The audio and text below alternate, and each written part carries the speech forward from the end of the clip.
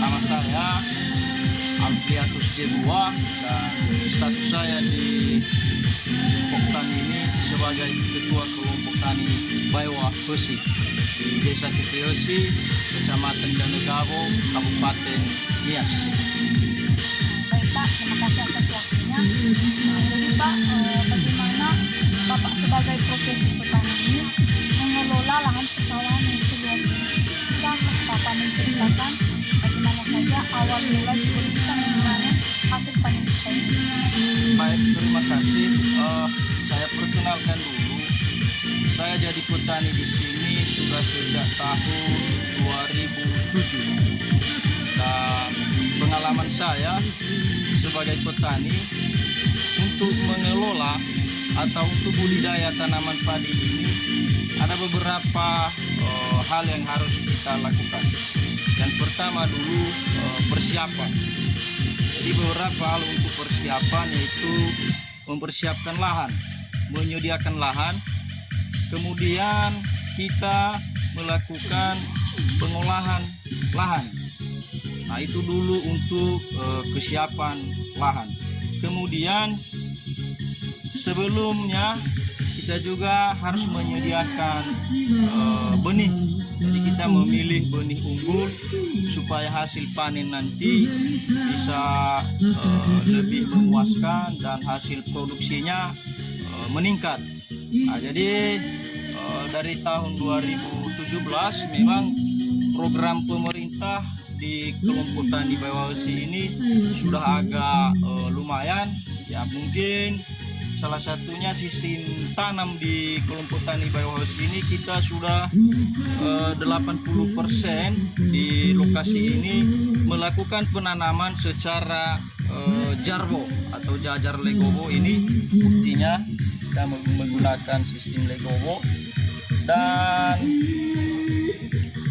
kita kembali tadi dari tahapan-tahapan.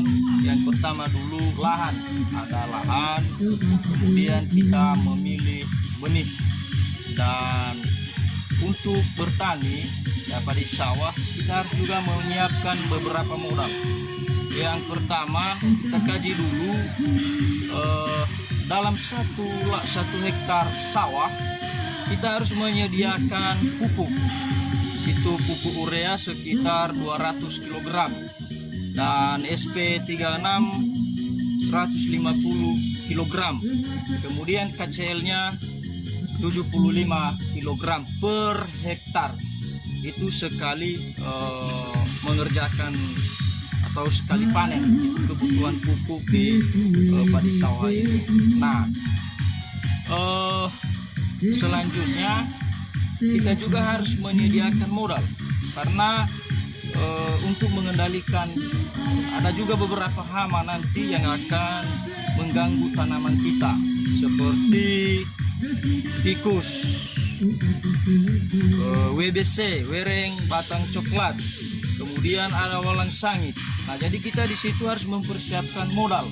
Ya, seandainya ada serangan maka kita harus segera mengatasinya. Ya mungkin kita beli berupa insektisida di toko pertanian ya. Jadi kita belanja beberapa insektisida untuk mengendalikan beberapa hama tersebut. Nah, jadi untuk padi sawah rata-rata dulu hasil sekali panen sesuai kenyataan di kelompok tani Baiwa Hosi rata-ratanya 7 ton ke 8 ton sekali panen dalam 1 hektar lahan. Jadi itu saja dulu yang bisa saya jelaskan. Kalau ada lagi yang mau dipertanyakan silakan.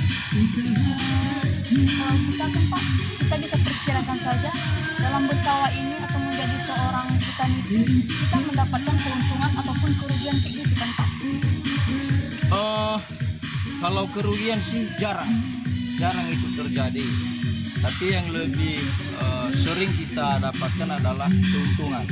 Jadi untuk mendapatkan keuntungan, tadi udah saya jelaskan, kita harus benar-benar menyiapkan lahan. Kemudian mempersiapkan modal tadi untuk beli pupuk dan modal untuk beli insektisida jika ada hama yang akan menyerang padi kita. Nah, Jadi untuk 1 hektar ini kita bisa mengeluarkan modal sekitar 5 jutaan untuk lahan 1 hektar.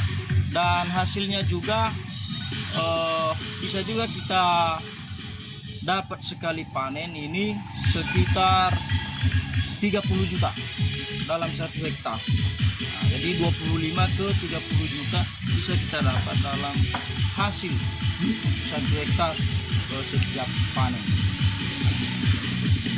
Tapi Pak, menjadi seorang petani itu enggak terlalu merugikan kan Pak? Jadi bisa dibilang menjadi seorang petani ini juga bisa menjadi petani yang sukses gitu ya kan Pak? Iya, begini, menjadi seorang petani kita jangan pernah merasa malu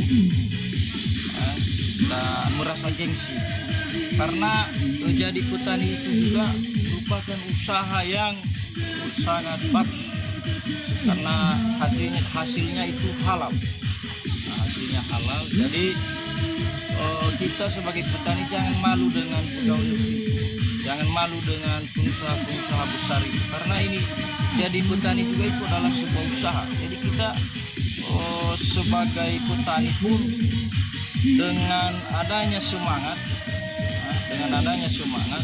maka hasil dari pekerjaan